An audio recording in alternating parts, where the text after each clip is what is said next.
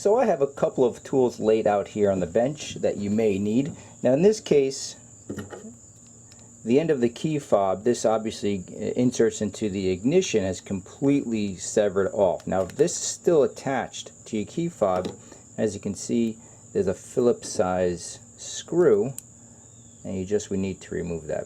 Okay, now in this case it's completely sheared off, so that's already done for us. Now to open this up, in this case it's so badly damaged I can just open it myself, or what you could do,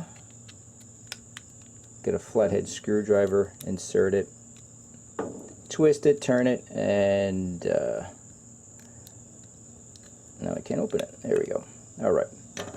Now, this is pretty easy, at least for the first step. Let's first just get everything organized. So this is the new key fob, obviously. So here's the functions, insert it in the new key fob. Make sure it's a nice tight fit, like so. Okay, very good. Now, as you can see, on many modern vehicles, even though this vehicle is 15 years old, there's a transponder, which is right here. So most likely, if you have a relatively recent vehicle, the key will have a transponder. So this is just a cover for that transponder, and this is where the transponder lives. Now every vehicle is a little bit different, obviously, of where the transponder may live. So a lot of times what you could do is just a Google image search for your specific vehicle.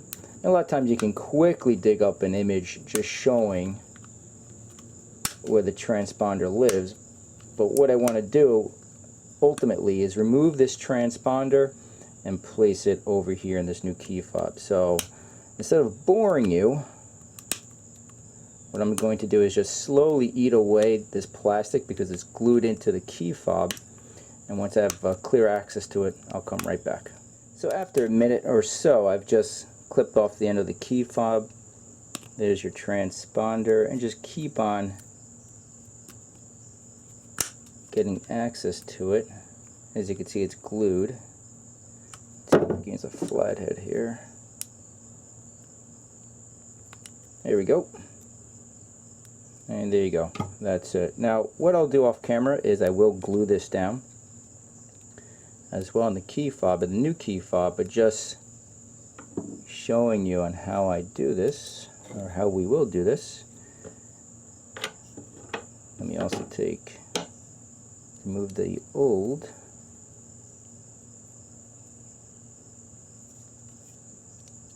And if you're curious what this blue material is, this is thread lock from the factory. Thread lock essentially just makes sure the screw won't back out on its own. That's just an easy way to put it. It's a tightening agent. Okay, make sure you're nice and tight. Looks pretty good. Now the kit did include spacers. Spacers you would use, just to show you what that looks like, spacers you would use if, once you put everything together, if you have some free play, then you would use the spacers so everything's nice and tight, but it looks like we won't need those spacers. Grab these screws, and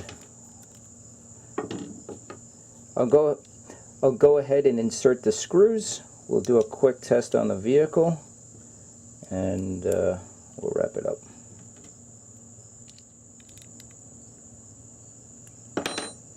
Okay, fantastic. Let's test it out real quick.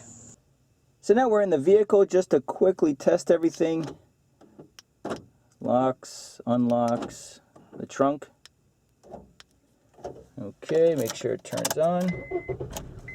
And that's it. We're in good shape. Thank you for watching. I hope this helps anyone watching this, and we'll see you next time.